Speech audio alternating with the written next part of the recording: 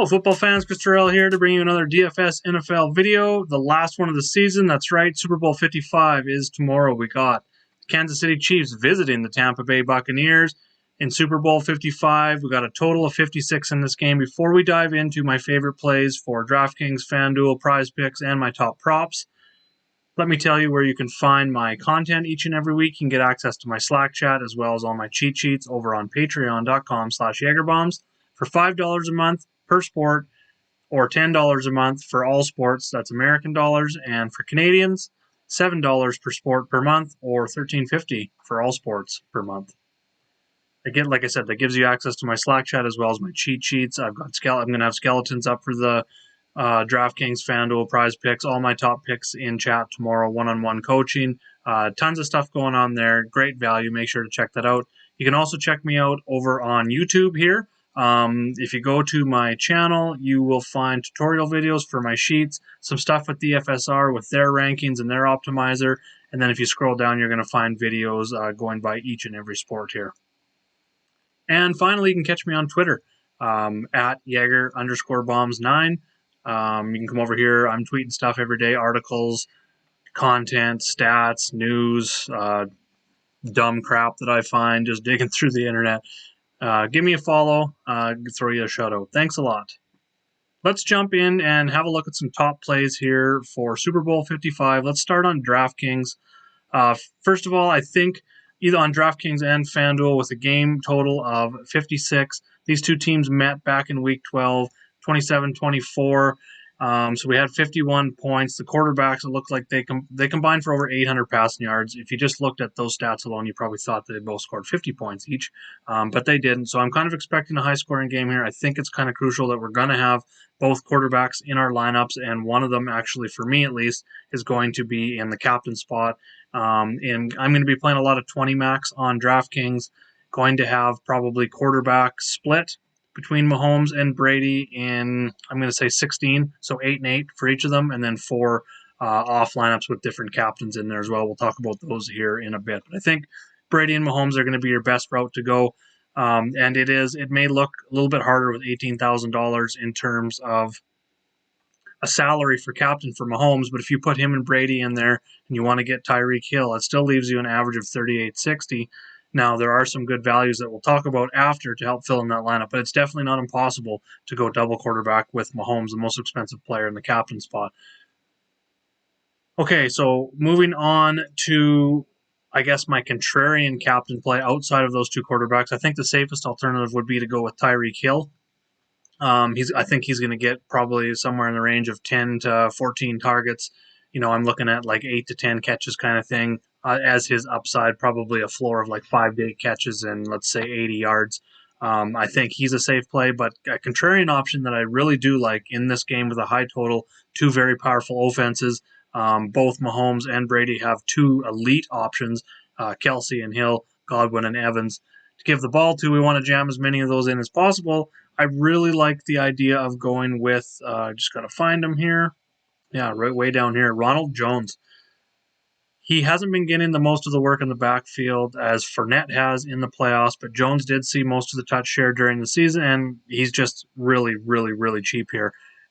Fitting him in makes it very, very easy if you want to go both quarterbacks. If you think Kansas City's going to, maybe your game script is maybe Tampa Bay gets out front early, Kansas City's got to throw a lot to come back. You can get both quarterbacks, Hill and Kelsey, in there.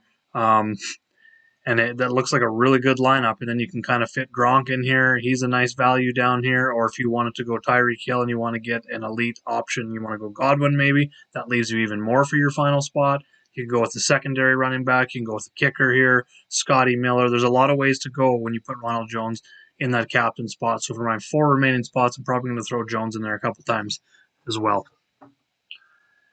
And that kind of goes for FanDuel. We'll jump over here for a minute. We'll look at the FanDuel builds. The difference in FanDuel, if you haven't played Showdown all year, the difference between FanDuel and DraftKings Showdown, DraftKings is not, or they both have 1.5 times the points for your captain. The difference on DraftKings is the price is 1.5 times as much for the captain as well. So on FanDuel, you're pretty much just looking for your favorite play on the slate. Whoever you think is going to score the most points, that's who you're going to want to put in your captain spot. For me, that's Patrick Mahomes.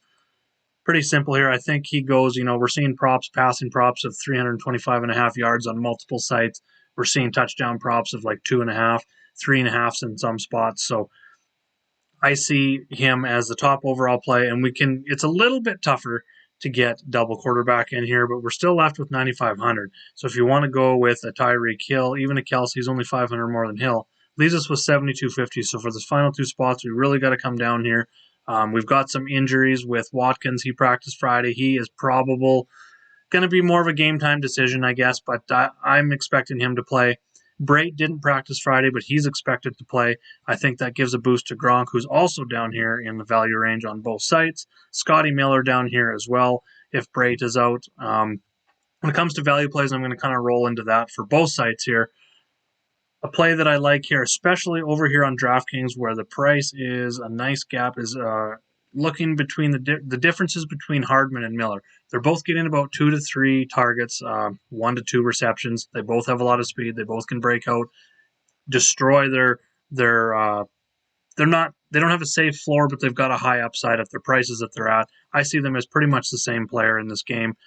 So I will take the guy that is much cheaper in Scotty Miller here. I really like that price at 3,400. And like I said, over here on FanDuel, he is down in the 6,500 range. So him and Gronk are the same price here. So that really helps get in that double quarterback. This is why I think double quarterback is going to be crucial. And this is why I also think on DraftKings, getting Mahomes up here in that captain spot with double quarterback and an elite receiver, whether for KC or Tampa Bay, is going to be the optimal build just because there is so much value down here at the bottom that we can attack.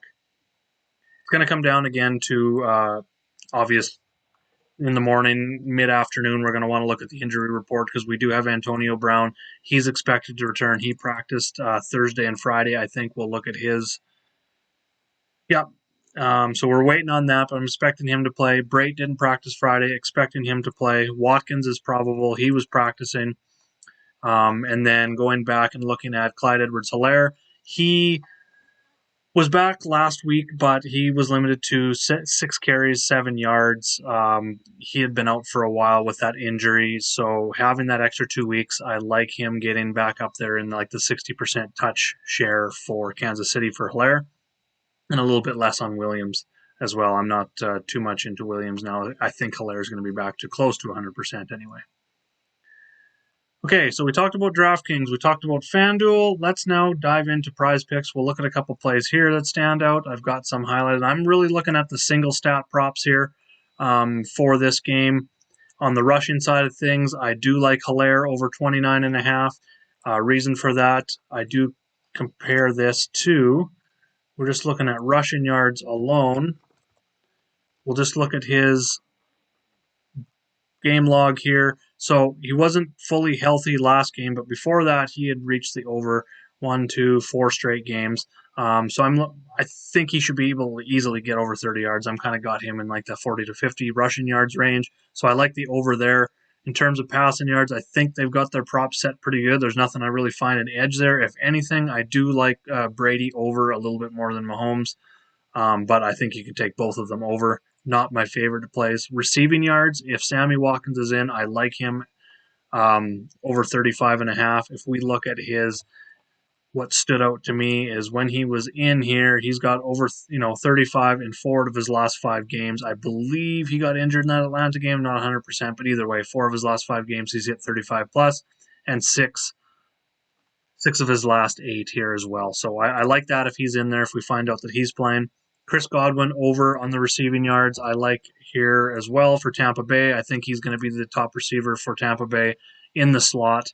That's where he runs most of his routes, and I like his prop here. He's 4 of his last 5 over as well. That is even with Mike Evans in the lineup in most of those games.